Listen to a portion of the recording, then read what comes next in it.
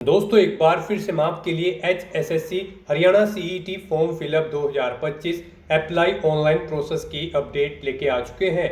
कैसे आप common eligibility test CET के लिए ग्रुप C पोस्ट के लिए अपने फॉर्म अप्लाई कर सकते हो, स्टेप बाय स्टेप कंप्लीट जानकारी आपको इस वीडियो में दी जाएगी। ऑनलाइन आवेदन करने का आपके पास अंतिम मौका है, केवल 6 दिन शेष रह गए हैं। आप जल्द से जल्द अप्लाई कर ले, कहीं मौका हाथ से छूट ना जाए। लास्ट डेट की न्यू अपडेट है, आपको जल्दी से अपना फॉर्म अप्लाई कर लेना होगा। ऑनलाइन आवेदन करते समय आपको कोई भी ऐसी गलती या फिर मिस्टेक नहीं करनी होगी जिसको करने से आपके एप्लीकेशन फॉर्म रिजेक्ट हो सकते हैं। अप्लाई करते समय आपको कुछ महत्वपूर्ण बातों का भी ध्यान रखना होगा, तभी आपके फॉर्म सक्सेसफुली सबमिट होंगे।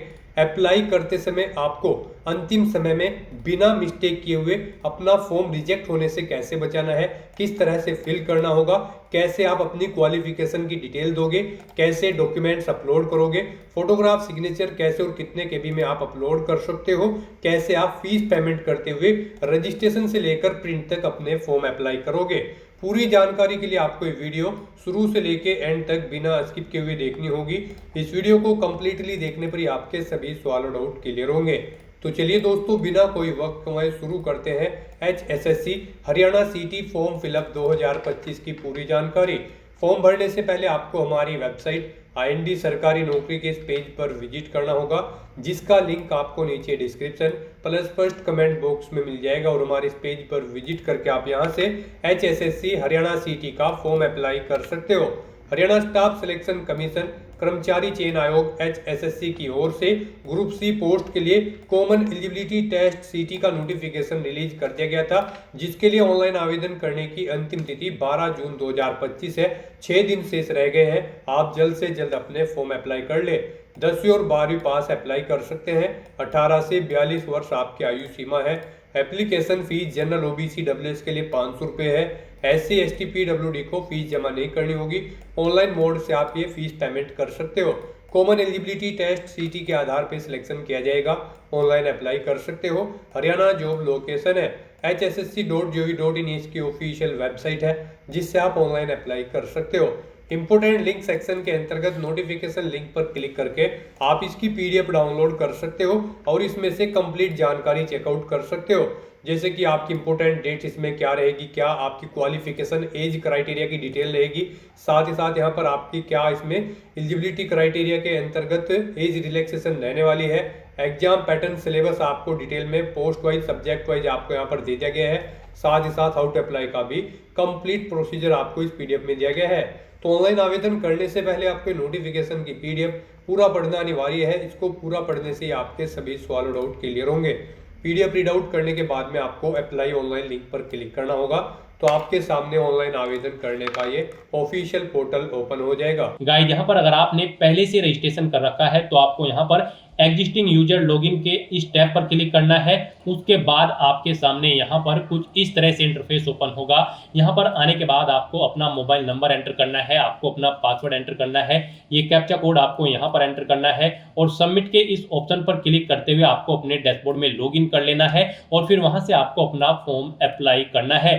और अगर आप इस एग्जाम के लिए फर्स्ट टाइम अप्लाई करने जा रहे हो तो सबसे पहले यहाँ पर आपको अपना रजिस्ट्रेशन करना होगा। उसके लिए आपको न्यू यूजर रजिस्ट्रेशन की इस टैब पर क्लिक करना है। फिर आपके सामने यहाँ पर कुछ इस तरह से इंटरफेस ओपन होगा। यहाँ पर आपको कुछ जनरल इंस्ट्रक्शंस दिए गए हैं। फॉर्म अप्लाई करने से पहले आपको इन्हें 1 बाय 1 करके केयरफुली रीड आउट करना है, पेज को नीचे स्क्रॉल डाउन करना है और फिर गाइड यहाँ पर आपको इस चेकबॉक्स को ओके करना है और उसके बाद आपको यहाँ पर accept and proceed to register के इस ऑप्शन पर क्लिक कर देना है। उसके बाद यहाँ पर आपके सामने कुछ इस तरह से इंटरफेस ओपन होगा। यहाँ पर आने के बाद गाइड आपको सबसे पहले अपना मोबाइल नंबर एंटर करना है। उसके बाद आपको गेट OTP के इस ऑप्शन पर क्लिक कर देना है। आपके मोबाइल नंबर पर एक OTP आएगा, वो OTP आपको यहाँ पर एंटर करना है और उसे यहाँ पर आपको अपना मोबाइल नंबर वेरीफाई कर लेना है। उसके बाद गाइड यहाँ पर आपको अपनी ईमेल आईडी एंटर करनी है। फिर आपको गेट OTP के इस ऑप्शन पर क्लिक करना है। आपकी ईमेल आईडी पर एक OTP आएगा, वो OTP आपको यहाँ पर एंटर करना है। फिर यहाँ पर आपको अपना पासवर्ड क्रिएट करना है। पासवर्ड यहाँ पर आपका कम से कम 8 कैरेक्टर का होना चाहिए और ये अल्फा न्यूमेरिक फॉर्मेट में होना चाहिए। मींस आपके पासवर्ड में कम से कम एक अपर केस कैरेक्टर, एक लोअर केस कैरेक्टर, एक इंटीजर नंबर, एक स्पेशल कैरेक्टर जैसे कि @ या फिर डॉलर होना चाहिए। तो इस फॉर्मेट में यहाँ पर आपको अपना पासवर्ड एंटर करना है। वही पासवर्ड आपको यहाँ पर री एंटर योर पासवर्ड की इस फील्ड में एंटर करना है। फिर आपको ये कैप्चा कोड इस बॉक्स में एंटर करना है और उसके बाद गाइस यहाँ पर आपको रजिस्टर एंड प्रोसीड के इस टैब पर क्लिक कर देना है। फिर यहाँ पर आपको अपनी डिटेल को कंफर्म करते हुए यस के इस ऑप्शन पर क्लिक करना है। नेक्स्ट आपके सामने कुछ इस तरह से इंटरफेस ओपन होगा। अब यहाँ पर आने के बाद आपसे पूछा गया है कि क्या आपने यहाँ पर कॉमन एलिजिबिलिटी टेस्ट 1/2022 के लिए भी अप्लाई किया था। अगर किया था तो यहाँ पर आप यस ऑप्शन सेलेक्ट करें। उसके बाद यहाँ पर आप अपना रजिस्ट्रेशन नंबर एंटर करें, अपनी डेट ऑफ बर्थ आप एंटर करें, गेट डिटेल के ऑप्शन पर क्लिक करें। आपकी 2022 की जो डिटेल थी वो यहाँ पर फेच करके आपको शो कर दी जाएगी। और अगर नहीं आपने पार्टिसिपेट किया था 1/2022 में तो आपको नो ऑप्शन सेलेक्ट करना है। उसके बाद यहाँ पर आपको अपना नाम यहाँ पर 10वीं की मार्कशीट के अकॉर्डिंग एंटर करना है। अपनी डेट ऑफ बर्थ आपको यहाँ पर 10वीं की मार्कशीट के अकॉर्डिंग इस कैलेंडर में से सिलेक्ट कर लेनी है। फिर यहाँ पर आपको अपने फादर का नाम एंटर करना है, अपनी मदर का नाम आपको एंटर करना है, अपना आधार नंबर यहाँ पर आपको एंटर करना है। आधार नंबर एक बार फिर से री एंटर करना है और फिर यहाँ पर आपको अपना आधार अपलोड करना है। यहाँ पर आपका आधार जेपीजी, जेपीईजी या फिर पीडीएफ फॉर्मेट में होना चाहिए। 20 केबी से 200 केबी के बीच में आपका आधार होना चाहिए। आपको चूज फाइल बटन पर क्लिक करना है, फाइल को सिलेक्ट कर लेना है और अपना आधार कार्ड आपको यहाँ पर अपलोड कर देना है। उसके बाद यहाँ पर आपको अपना जेंडर सिलेक्ट करना है। फिर आपको अपना मैरिटल स्टेटस बताना है, आप मैरिड हो या फिर अनमैरिड। फिर यहाँ पर आपकी बॉडी पर कहीं कोई कट या तिल का निशान है तो उस पैलेस का नाम आपको एंटर करना है। एक से ज्यादा जगह है तो दूसरे पैलेस का नाम भी आपको एंटर कर देना है, नहीं है तो आपको नो मार्क एंटर करना है। और फिर गाइस यहाँ पर आपको सेव एंड नेक्स्ट के ऑप्शन पर क्लिक कर देना है। नेक्स्ट यहाँ पर आपको अपने एड्रेस की इंफॉर्मेशन देनी है। यहाँ पर आकर सबसे पहले आपको अपना कोरोस्पोंडेंस एड्रेस एंटर करना है। उसके बाद यहाँ पर आपको अपना परमानेंट एड्रेस एंटर करना है। एड्रेस में यहाँ पर आपको अपना हाउस नंबर देना है, स्ट्रीट या कॉलोनी नेम देना है, अपना स्टेट आपको यहाँ पर सेलेक्ट लेना है, उसके अकॉर्डिंग डिस्ट्रिक्ट सेलेक्ट करना है। फिर यहाँ पर आपको अपना विलेज, सिटी या सेक्टर का नाम देना है, पोस्ट ऑफिस का नाम देना है, नियरेस्ट पोस्ट ऑफिस भी आप यहाँ पर डाल सकते हो। अब फिर आपको अपना पिन कोड यहाँ पर एंटर कर देना है और उसके बाद गाइस यहाँ पर आपको अपना परमानेंट एड्रेस एंटर करना है। और गाइस यहाँ पर अगर आपका परमानेंट एड्रेस आपके कोरोस्पोंडेंस एड्रेस के अकॉर्डिंग सेम है तो फिर यहाँ पर आप इस permanent address is same as correspondence address में यस के ऑप्शन पर क्लिक कर दें। ऑटोमेटिकली यहाँ पर आपका परमानेंट एड्रेस आपके कोरोस्पोंडेंस एड्रेस के अकॉर्डिंग फिल हो जाएगा। उसके बाद यहाँ पर आपको इस पेज को नीचे स्क्रॉल डाउन करते हुए सेव एंड नेक्स्ट के इस ऑप्शन पर क्लिक कर देना है। नेक्स्ट यहाँ पर आपको अपनी कैटेगरी की इंफॉर्मेशन देनी है। यहाँ पर आपसे पूछा गया है कि क्या आपके पास हरियाणा स्टेट का डोमिसाइल है या फिर आप बोनाफाइड रेजिडेंट कैंडिडेट है हरियाणा के। तो यहाँ पर आपको अगर हैं आप हरियाणा से तो आप यस ऑप्शन सेलेक्ट करेंगे। उसके बाद यहाँ पर आप अपने डोमिसाइल सर्टिफिकेट का नंबर देंगे और वो कब इशू हुआ था वो डेट आप सेलेक्ट करेंगे। सर्टिफिकेट आपको किस अथॉरिटी ने प्रोवाइड कराया था उसका नाम यहाँ पर आपको देना है, जैसे कि डीएम, कलेक्टर या फिर पटवारी। उसके बाद यहाँ पर आपको अपना डोमिसाइल या फिर बोनाफाइड रेजिडेंट सर्टिफिकेट अपलोड करना होगा। वो यहाँ पर आपका जेपीजी, जेपीईजी या फिर पीडीएफ फॉर्मेट में होना चाहिए। साइज उसका 20 केबी से 100 केबी के बीच में होना चाहिए। आपको चूज फाइल बटन पर क्लिक करना है, फाइल को सिलेक्ट कर लेना है और अपना डोमिसाइल या फिर बोनाफाइड रेजिडेंट सर्टिफिकेट यहाँ पर आपको अपलोड कर देना है। और गाइज अगर आप हरियाणा स्टेट से नहीं है तो फिर आप यहाँ पर नो ऑप्शन सेलेक्ट करेंगे। उसके बाद केवल यहाँ पर जनरल कैटेगरी कैंडिडेट ही अप्लाई कर पाएंगे और अदर स्टेट से। तो यहाँ पर आपको अपना ये डोमिसाइल की डिटेल प्रोवाइड करनी है। उसके बाद यहाँ पर आपको अपनी कैटेगरी सेलेक्ट कर लेनी है। यहाँ पर अगर आप हरियाणा स्टेट से हैं तो फिर यहाँ पर आप अपनी कास्ट सेलेक्ट करें, आप किस कास्ट से बिलोंग करते हैं। फिर यहाँ पर अगर आप रिजर्व कैटेगरी से बिलोंग करते हैं तो आपको अपना कैटेगरी सर्टिफिकेट नंबर देना होगा। फिर आपको यहाँ पर अपना कैटेगरी सर्टिफिकेट आपको किस डेट को इशू हुआ है वो डेट सेलेक्ट करनी है, किस अथॉरिटी ने इशू कराई है, जैसे कि पटवारी, तहसीलदार या फिर कानों को किसने आपका कास्ट सर्टिफिकेट बनाकर आपको दिया है उस डेजिग्नेशन अथॉरिटी का नाम आपको देना है।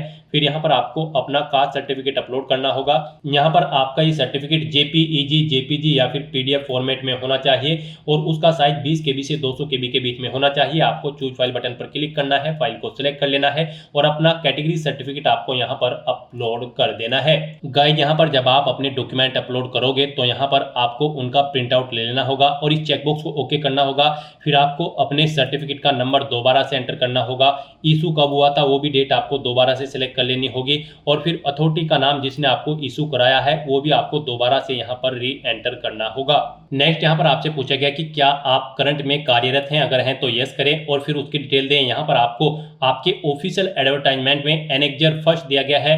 यहाँ पर ये एक्सपीरियंस सर्टिफिकेट का फॉर्मेट है, आपको इसे फिल करके यहाँ पर साइन करा लेना है। यहाँ पर signature with seal of issuing authority, जिस अथॉरिटी ने आपको यहाँ पर ये एक्सपीरियंस सर्टिफिकेट इशू किया है उसके सिग्नेचर यहाँ पर आपको देने हैं, उनका नाम, डेजिग्नेशन, एड्रेस और टेलीफोन नंबर यहाँ पर आपको देना होगा।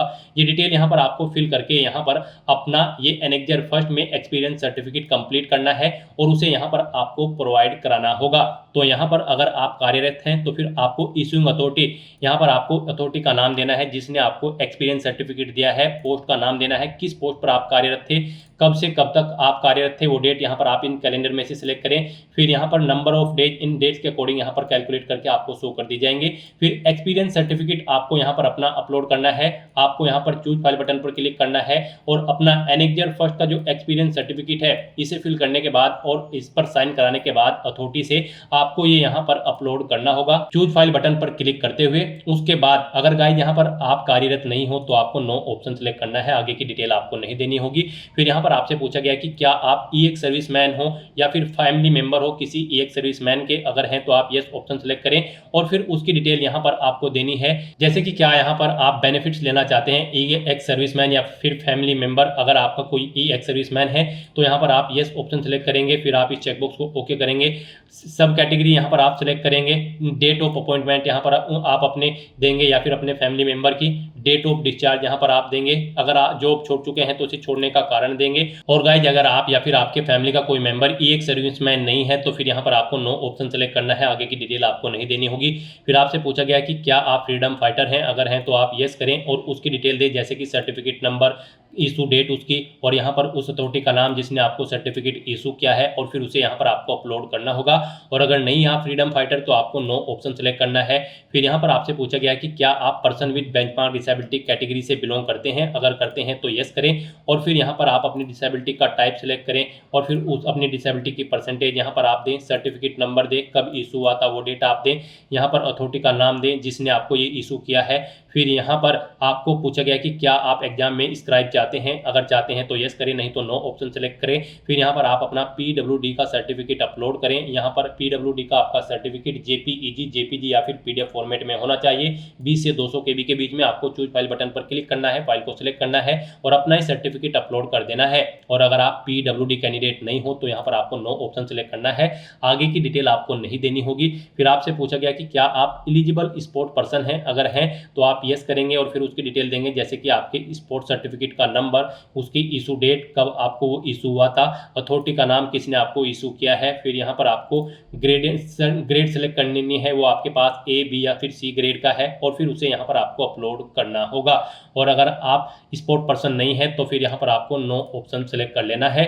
फिर यहाँ पर आपको पूछा गया है कि क्या आपके खिलाफ कोई क्रिमिनल केस है, अगर है तो यहाँ पर आप बताएं वो कंप्लेंट है या फिर एफआईआर है, या फिर नहीं है तो आप नो ऑप्शन सेलेक्ट करेंगे। और उसके बाद गाइस यहाँ पर आपको सेव एंड नेक्स्ट के ऑप्शन पर क्लिक कर देना है।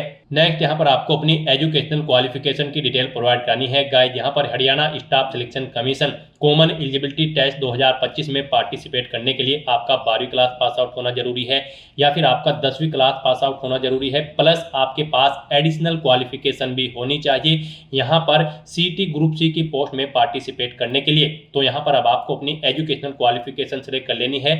यहाँ पर अगर आपने 12वीं पास आउट की हुई है तो आप 12th कंप्लीटेड ऑप्शन सेलेक्ट करें, कर रहे हैं तो आप यहाँ पर 12th परस्यूइंग ऑप्शन सेलेक्ट करें। यहाँ पर अगर आप 12th में अपियर हो तब भी आप अप्लाई कर सकते हो। आप 12th अपियर कर उसके इक्विवेलेंट कोई एग्जाम पास आउट कर चुके हो तो यहाँ पर 10+2 इक्विवेलेंट कंप्लीटेड ऑप्शन सेलेक्ट करें।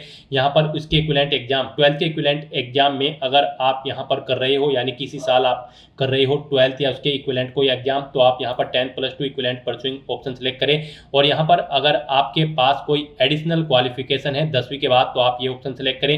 एडिशनल क्वालिफिकेशन अगर आप कर रहे हैं तब आप ये ऑप्शन सेलेक्ट करेंगे। तो यहाँ पर आपको अपनी क्वालिफिकेशन के अकॉर्डिंग ऑप्शन सेलेक्ट कर लेना है। यहाँ पर आने के बाद आपको अपनी डिटेल प्रोवाइड करनी होगी। यहाँ पर अगर आपने 12वीं पास की हुई है तो फिर यहाँ पर आपको सबसे पहले अपनी 10वीं क्लास की डिटेल प्रोवाइड करनी होगी। 10वीं क्लास में यहाँ पर आपको सबसे पहले स्ट्रीम सेलेक्ट करनी है। यहाँ पर किस स्ट्रीम में आपने अपनी 10वीं क्लास पास आउट की है, स्कूल, कॉलेज या बोर्ड का नाम आपको देना है। उसके बाद यहाँ पर आपको पासिंग ईयर सेलेक्ट कर लेना है, कब आपने अपनी 10वीं क्लास पास आउट की है। आपको अपनी 10वीं का रोल नंबर यहाँ पर एंटर करना है, मार्क्स की परसेंटेज देनी है, कितने % मार्क्स आपने ऑब्टेन किए हैं। सीजीपीए में है तो आप सीजीपीए यहाँ पर दें। फिर यहाँ पर आपको अपना सर्टिफिकेट अपलोड करना है 10वीं क्लास का। उसके बाद लिए आपको चूज फाइल बटन पर क्लिक करना है, फाइल को सिलेक्ट कर लेना है और अपना सर्टिफिकेट 10वीं का यहाँ पर आपको अपलोड कर देना है। यहाँ पर जब आप अपना सर्टिफिकेट अपलोड करेंगे तो आपको चूज फाइल बटन पर क्लिक करना होगा, फाइल को सिलेक्ट कर लेना होगा और उसके बाद गाइस आपको प्रिंट के ऑप्शन पर क्लिक करके अपने सर्टिफिकेट का एक प्रिंट आउट भी ले लेना है। प्रिंट के ऑप्शन पर क्लिक करने के बाद फिर आपको यहाँ पर अपना दोबारा से नाम री एंटर करना है जो आपकी 10वीं की मार्कशीट में है और फिर आपको अपनी डेट ऑफ बर्थ यहाँ पर दोबारा से रीसेलेक्ट करनी है। फिर यहाँ पर आपको अपनी 12वीं क्लास की डिटेल प्रोवाइड करनी है और बाकी की सभी क्वालिफिकेशन में भी जब आप अपना सर्टिफिकेट अपलोड करेंगे तो उनकी डिटेल भी आपको यहाँ पर सेम ऐसे ही देनी होगी। फिर यहाँ पर आपको अपनी 12वीं क्लास की डिटेल प्रोवाइड करनी है।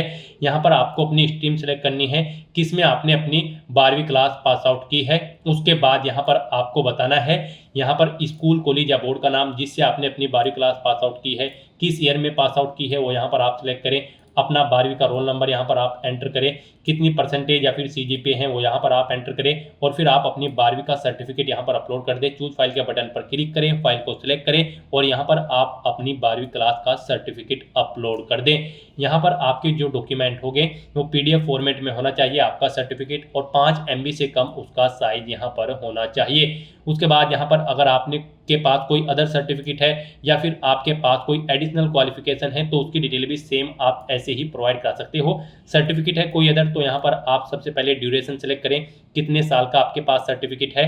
उसके बाद कोर्स का टाइप सेलेक्ट करें, वो ITI है, डिप्लोमा है या फिर अदर है। उसके बाद आप स्ट्रीम यहाँ पर एंटर करें, स्कूल, कॉलेज या बोर्ड का नाम दें, पासिंग ईयर दें, यहाँ पर रोल नंबर दें आप अपना उसका। फिर आपको मार्क्स की % या फिर सीजीपीए देना है और फिर आपको अपने सर्टिफिकेट को यहाँ पर चूज फाइल बटन के ऑप्शन पर क्लिक करते हुए अपलोड कर देना है। इसके अलावा कोई और यहाँ पर आपके पास सर्टिफिकेट है तो आप ऐड अनदर सर्टिफिकेट के ऑप्शन पर क्लिक करें, सेम ऐसी ही रो यहाँ पर एक और ऐड हो जाएगी और उसमें आप अपने उस सर्टिफिकेट की डिटेल्स प्रोवाइड करा सकते हैं। तो इस तरह से यहाँ पर आपको अपनी एजुकेशनल क्वालिफिकेशन की डिटेल प्रोवाइड करनी है और फिर गाइज आपको सेव एंड नेक्स्ट के इस ऑप्शन पर क्लिक कर देना है। नेक्स्ट यहाँ पर आपको अपने डॉक्यूमेंट अपलोड करने हैं। यहाँ पर आपको अपना फोटो, सिग्नेचर और एनेक्सर 6 अपलोड करना है।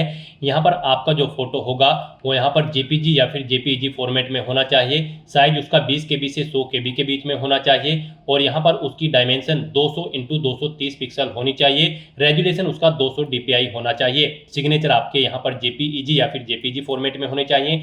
20 KB से 100 KB के बीच में यहाँ पर आपके सिग्नेचर होने चाहिए और उसके बाद यहाँ पर गाइज आपको अपना एनेक्सर 6 अपलोड करना है। ये डॉक्यूमेंट यहाँ पर ये भी आपका JPG या फिर JPEG फॉर्मेट में होना चाहिए। 20 KB से 200 KB के बीच में होना चाहिए। यहाँ पर आकर आपको click here to download annexure 6 के इस लिंक पर क्लिक करना है। आपके सामने ये फॉर्म ओपन हो जाएगा, आपको इसे फिल करना है। यहाँ पर आपको अपना नाम, अपने फादर या मदर का नाम फिल करना है। फिर यहाँ पर आपको अपनी 2022 CET का रजिस्ट्रेशन नंबर एंटर करना है और इसकी एक सॉफ्ट कॉपी आपको बना लेनी है और उसे यहाँ पर आपको अपलोड करना होगा।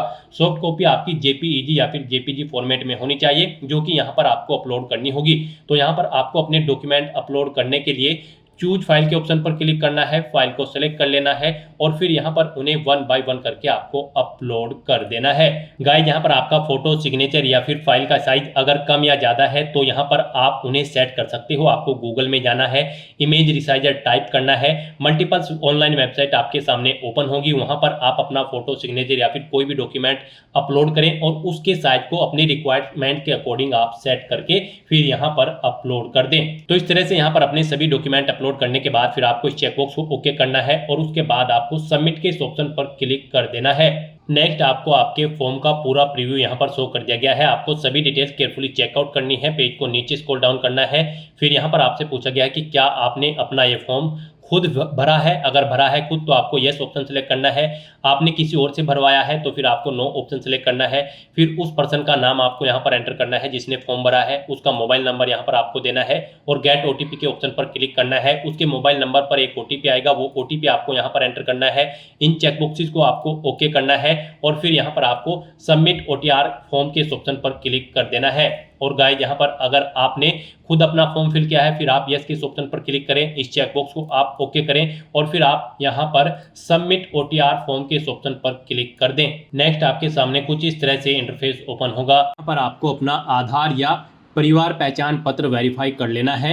यहाँ पर आप वेरीफाई आधार या फिर वेरीफाई पीपीपी के ऑप्शन पर क्लिक करके अपना आधार या परिवार पहचान पत्र वेरीफाई कर लें। इनमें से अपना आधार या परिवार पहचान पत्र वेरीफाई करने के बाद फिर आपको यहाँ पर आपके फीस अमाउंट में 50% का डिस्काउंट देखने को मिल जाएगा।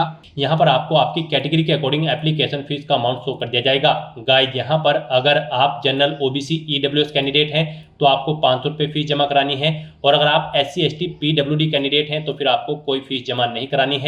यहाँ पर आप फीस ऑनलाइन मोड में जमा करा सकते हो, डेबिट कार्ड, क्रेडिट कार्ड या फिर नेट बैंकिंग के थ्रू या फिर यूपीआई के माध्यम से।